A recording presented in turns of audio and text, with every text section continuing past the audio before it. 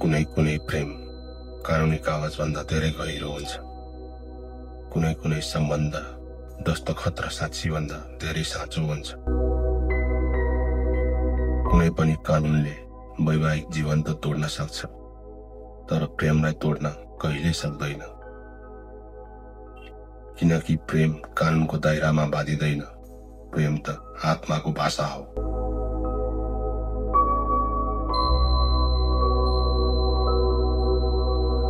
आज म एउटा यस्तो प्रेमको कथा सुनाउँदैछु जहाँ सम्बन्ध टुट्यो तर भावना बाँकी रह्यो, जहाँ छुट्टिनु त पर्यो तर माया मर्न सकेन।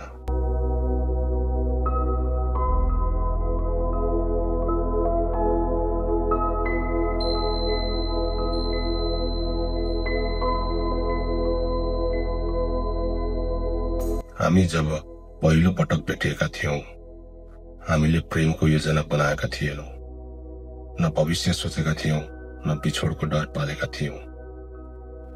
त्यो भेट सामान्य थियो, तर त्यसले जन्माएको अनुभूति असामान्य बन्यो।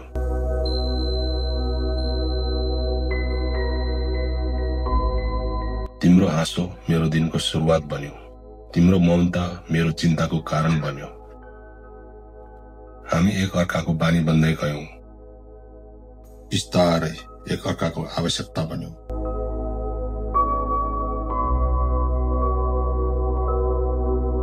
र एक दिन समाजले हामीलाई पति पत्नी भनिदियो।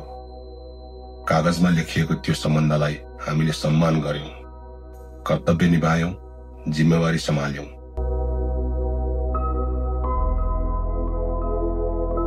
तर जीवन सधैँ हाम्रो योजना अनुसार चल्दो रहेनछ। समय बदलियो, परिस्थिति फेरियो र हामी बीच अदृश्य दूरी बढ्दै गयो। हामी एउटै घरमा थियौं, तर मन अलग अलग कोठामा बन्द थिए। हामी सँगै थियौं, तर भावनामा एक्ला। अन्ततः कानुन आयो बीचमा, कागज आयो, दस्तखत आयो। एउटा मितिमा हामी श्रीमान श्रीमती रहेनौं।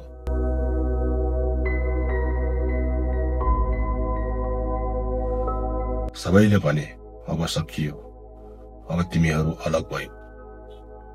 तर कसैले मेरो मनसँग पनि सोधेनन्, किनकि त्यो मितिले मेरो माया मेटाउन सकेन। त्यो दस्तखतले तिमीप्रति मेरो भावनालाई अवैध बनाउन सकेन।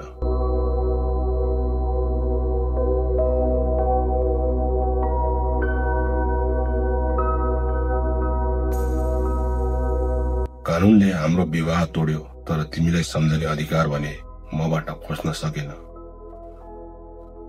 आज पनि तिमी खुसी हुँदा मेरो मन शान्त हुन्छ, र तिमी दुखी हुँदा मेरो छाती भारी हुन्छ।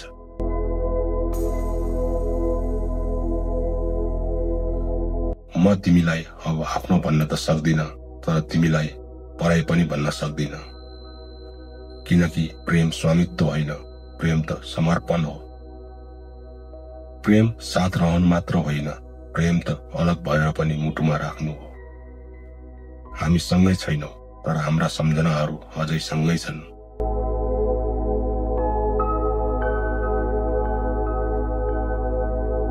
पहिलो चिया, पहिलो झगडा, पहिलो मौनता र पहिलो आँसु, यी सबै कानुनले मेटाउन सक्दैन। समाजले हामीलाई छुट्टिएको देख्छ, तर समाजले हाम्रो रातको पीडा देख्दैन।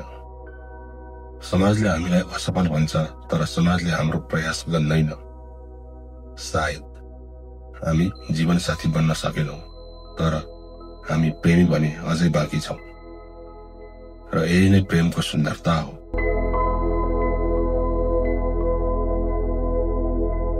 प्रेम अन्त्य भएर पनि अमर रहन सक्छ।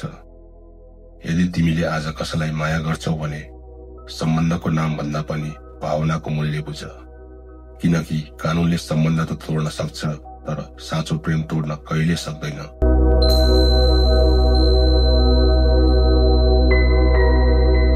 कुनै दिन हामी फेरि भेटियौं भने सायद हात समाउन नमिल्ला, सायद मेरो भन्न नमिल्ला, तर आँखाले भने सबै कुरा वर्णन गर्नेछ। किनकि प्रेमको भाव बुझ्न शब्द चाहिँदैन।